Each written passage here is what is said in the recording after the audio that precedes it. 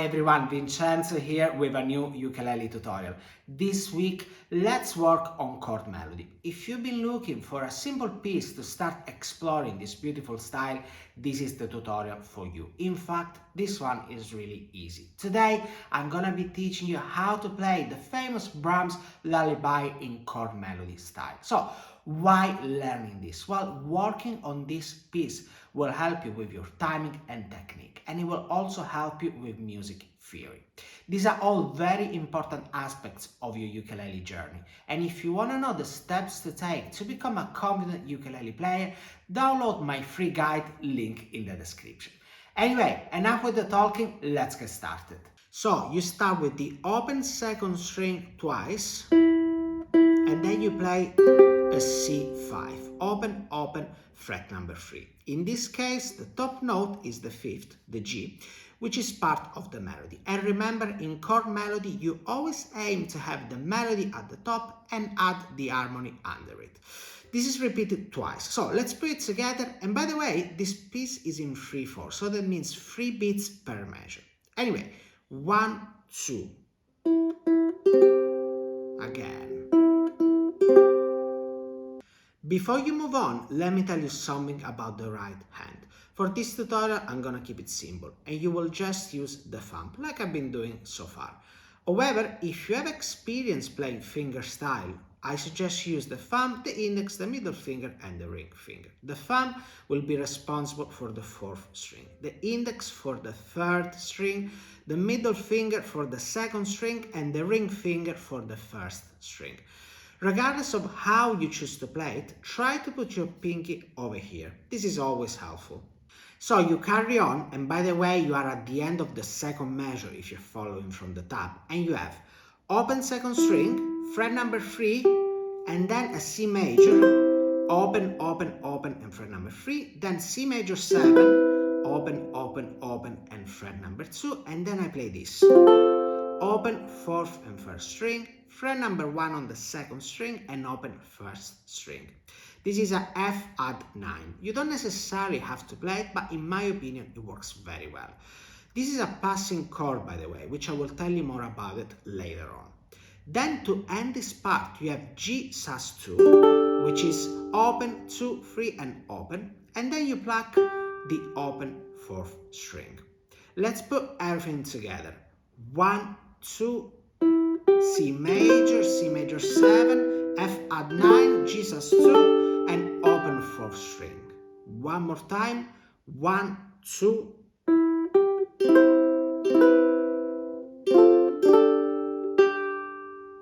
Now let's play the entire piece up to here. So, 1, 2.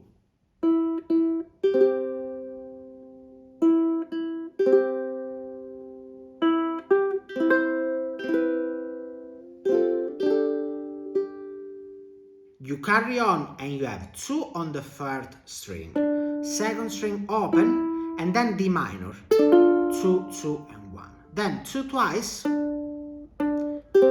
and now I've just played the 4th, the 3rd, and the 2nd string open at the same time, so that you have a C major. After that, you end with a D minor again. Let's put this together. 1, 2. One more time. 1, 2.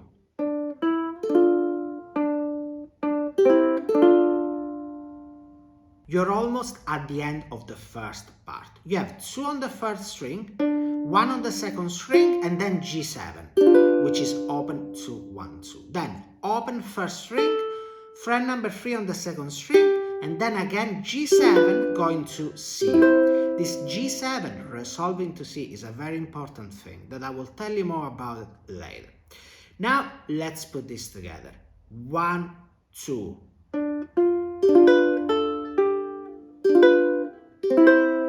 Notice how I keep the G7 shape when I play this melody. This is because I know that I have to play another G7, and so I suggest you do the same. You have now completed the first part. Let's put everything together slowly. 1, 2.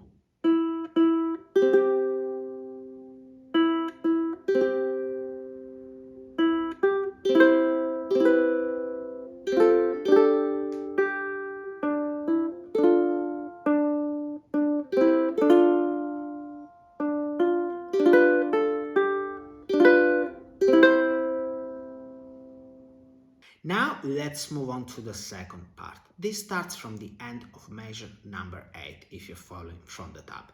So you start with the open second string twice, and then you have F major. This is not your standard F major, because you need to have the melody note at the top. And so you will play 2, open 1, and then fret number 3 on the first string.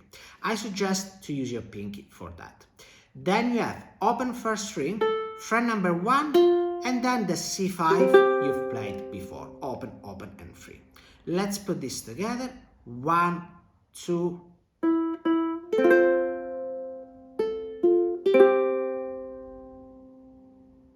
You carry on and you have open second string and open third string. Then this, which is a kind of D minor add 11, so open fourth string, 2 on the third string and 1 on the second string. Then 3, open first string, and then you end with the usual C5. Let's play this. 1, 2.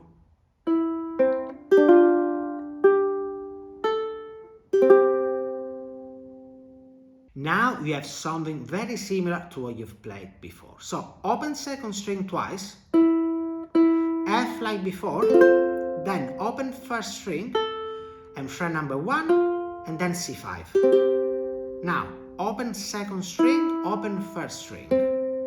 Let's put this together. 1, 2.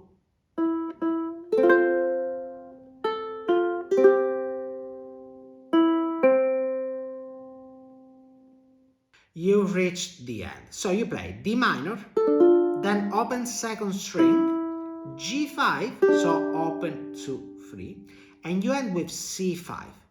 But this time you also play fret number 3 on the top string. So you have open, open, 3, and 3. Let's put this ending together. 1, 2, 3. One more time. 1, 2, 3.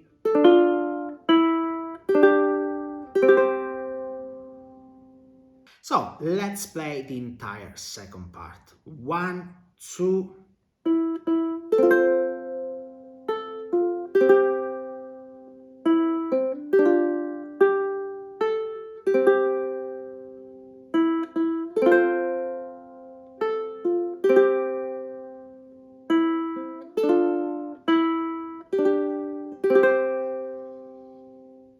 Okay, you're ready to play the entire arrangement. Let's do it slowly, say at 60 BPM. So, 1, 2.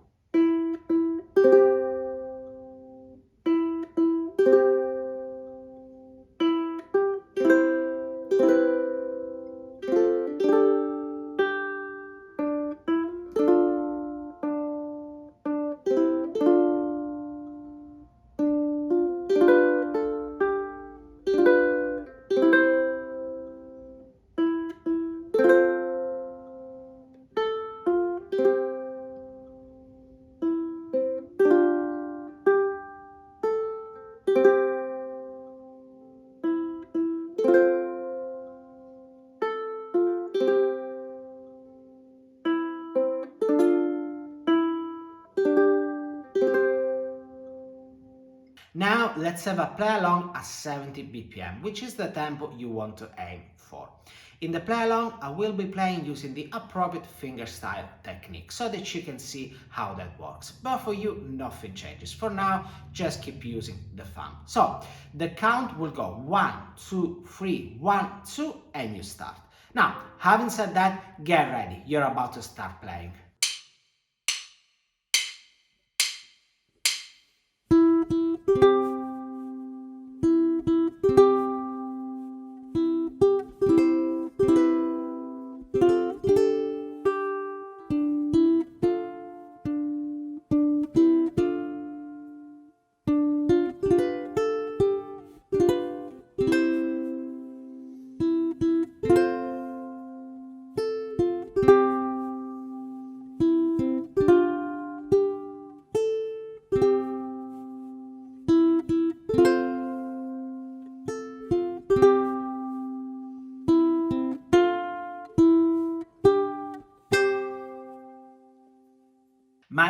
for today was to introduce you to a simple chord melody piece and at the same time work on timing and technique. But I did say that this tutorial was also gonna help you with music theory. In fact, there are 3 main music theory points that I want to highlight from this piece.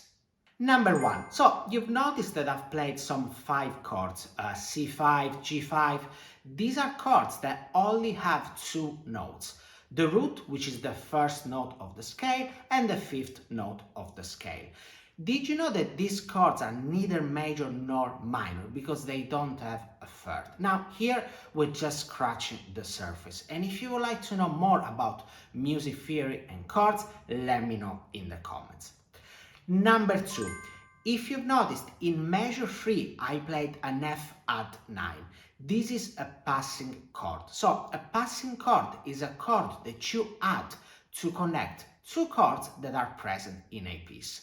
So you don't necessarily have to play it, but in the case of this arrangement, it sounds nice, so I suggest you give it a go.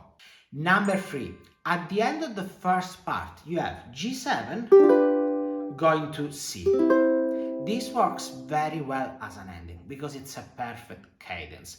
If you look carefully, we have something similar at the end of the piece when you move from G5 to C5.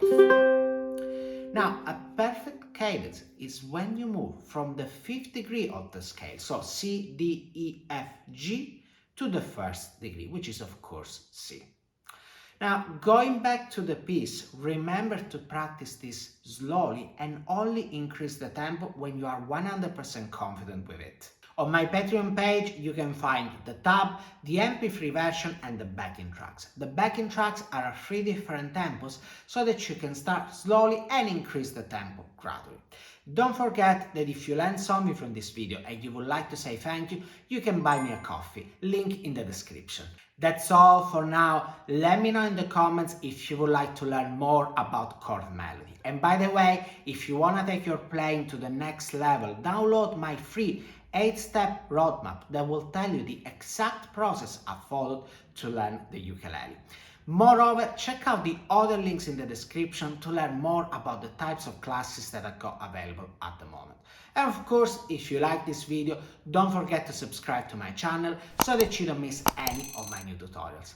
Having said that, thank you very much for watching and I'll see you next week. Ciao!